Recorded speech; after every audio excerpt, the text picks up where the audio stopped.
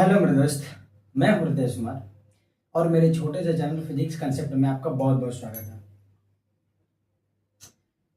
तो इसके पहले हम लोग ट्रांसफार्मर देख लिए थे अच्छे तरह से। ट्रांसफार्मर क्या होता है, ट्रांसफार्मर का काम क्या होता है, कितने टाइप्स के होते हैं ट्रांसफार्मर, सब देख लिए थे। तो आज हम लोग देखने वाले हैं इंड्यूस करंट जो फ्लो होता है उसका डायरेक्शन किस रूल से निकालते हैं। तो सबसे पहले सुनो, जो इंड्यूस करंट होता है उसका डायरेक्शन निकालने के लिए राइट हैंड रूल का यूज करते हैं। थंब रूल नहीं, राइट हैंड रूल। ये किसका है? फ्लेमिंग। किसका है? फ्लेमिंग का। तो जानेंगे कि कैसे इसमें इंड्यूस करंट का डायरेक्शन जानते हैं। अच्छी तरह से इसको देखेंगे, हम लोग मन बना के पूरा देखेंगे और अच्छी तरह से पूरा का पूरा समझ में भी आएगा। ठीक है, तो चलो टाइम ना बर्बाद करते हुए अच्छे से अपने टॉपिक पे चलते हैं भाई। ओके, तो जो राइट हैंड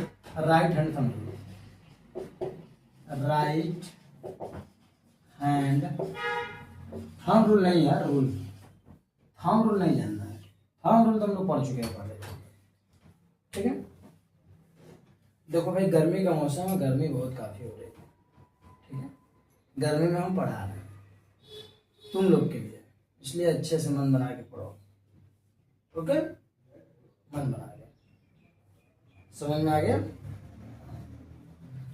चलो ठीक है, तुम लोग को तुम्हारे मोहब्बत की कसम, मन से पढ़ोगे भाई और मोहब्बत पे ज्यादा ध्यान नहीं दोगे। देखो, राइट हैंड थंब रूल में होता है, थोड़ा फिगर बनाते हैं पहले, अच्छे समझ में आएगा।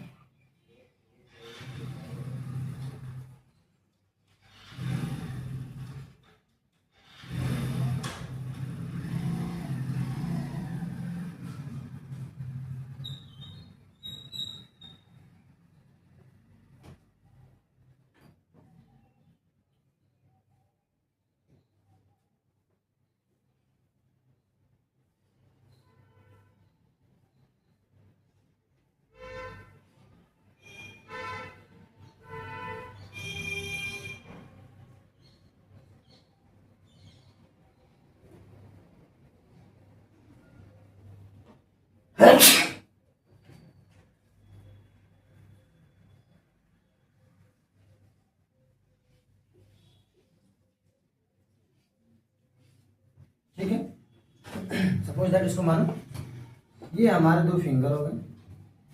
ओके,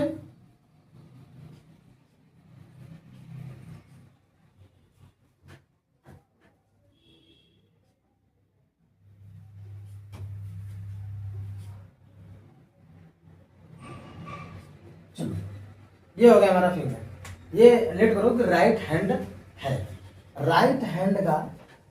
ठीक है, ये थंब हो गया, ये इंडेक्स फिंगर। ये क्या है भाई? थंब है। ये क्या है? Index finger. Index finger. ये क्या है? Middle finger. Middle finger. अब ध्यान से सुनो इसे।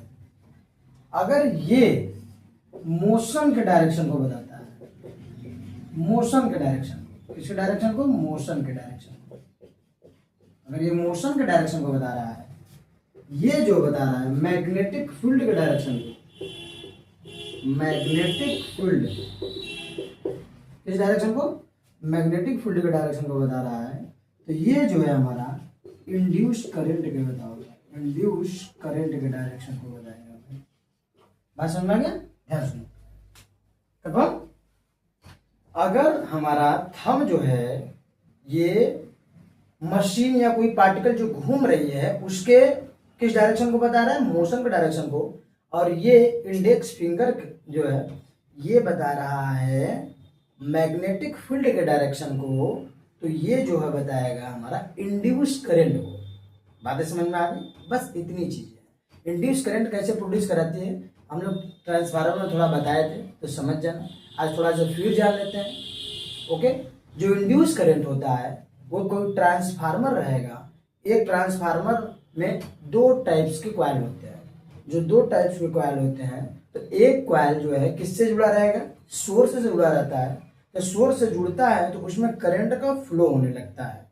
जब करंट का फ्लो होने लगता है तो उसके चारों तरफ मैग्नेटिक फील्ड प्रोड्यूस हो जाता है।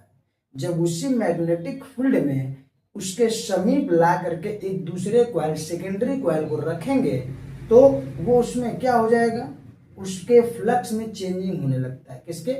सेकेंड वाले फ्लक्स में चेंजिंग होगा।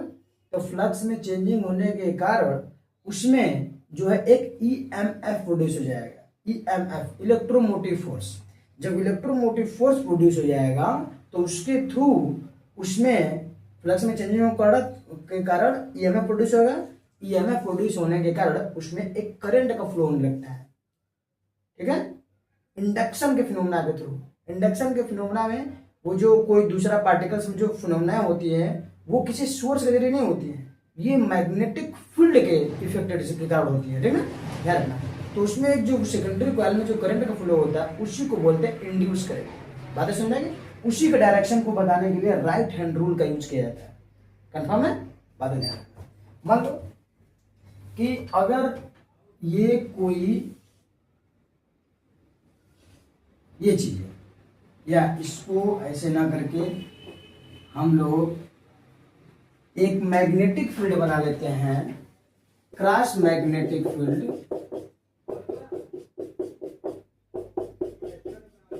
ठीक है, क्रॉस मैग्नेटिक फील्ड बनाते हैं। ये क्रॉस मैग्नेटिक फील्ड के बाद इसमें हम कोई एक कंडक्टर रख देते हैं। बात को ध्यान सुनना। ठीक है, बातें समझ में? अगर मान लो ये कोई कंडक्टर है, अगर ये घूम रहा है,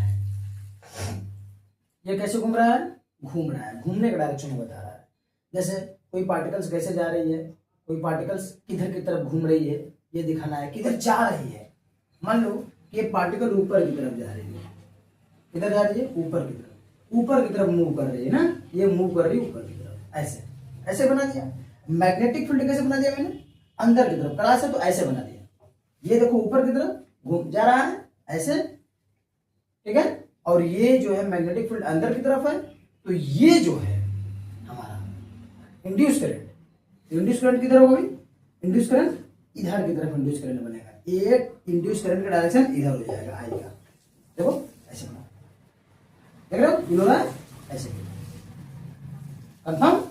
बहुत अच्छी। इतनी बातें होनी चाहिए।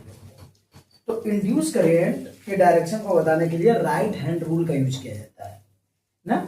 मैग्नेटिक फील्ड के डायरेक्शन को बताने के लिए राइट हैंड थंब रूल का यूज किया जाता है, या मैक्सवेल के कार्य लॉ का यूज किया जाता है। बातें समझ में आ गई? ओके, और इसमें कुछ नहीं है भाई। इसके डायरेक्शन को बताने के लिए हम लोग आराम से एक बार फिर से देख लेते हैं।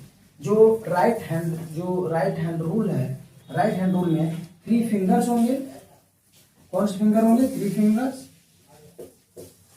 3 फिंगर्स रहेंगे, और तीनों फिंगर को कौन कौन फिंगर रहेंगे भाई? पहला थंब रहेगा, दूसरा इंडेक्स फिंगर रहेगा,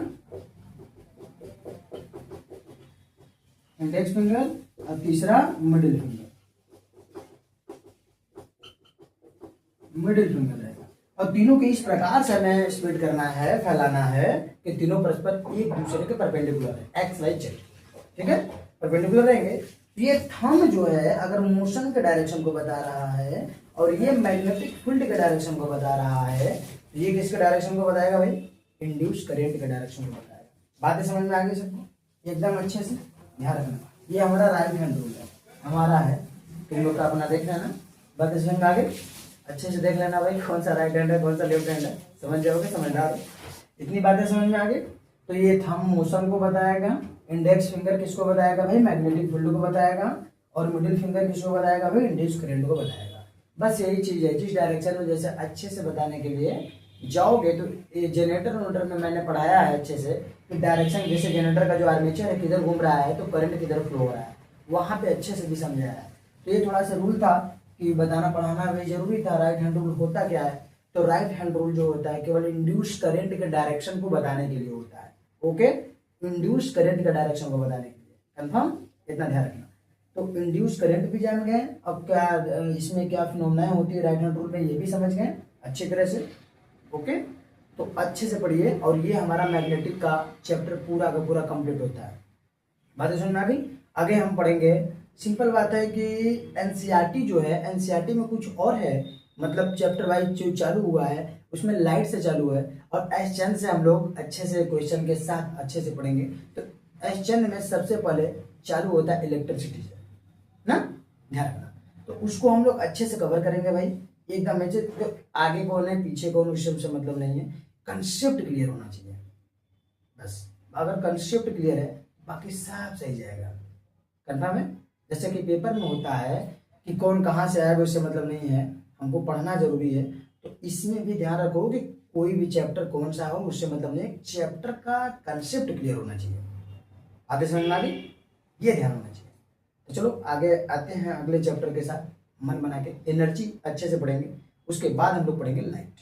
तो एनर्जी के टॉपिक्स में हम लोग, और एनर्जी तो इस समय क्लास 10 से लगभग मैं एनसीईआरटी और सीबीएसई से हटा दिया है, लेकिन मैं पढ़ाऊंगा आप लोगों को कि एनर्जी के बारे में थोड़ा सा होता क्या है, थोड़ा सा डिटेल जानेंगे।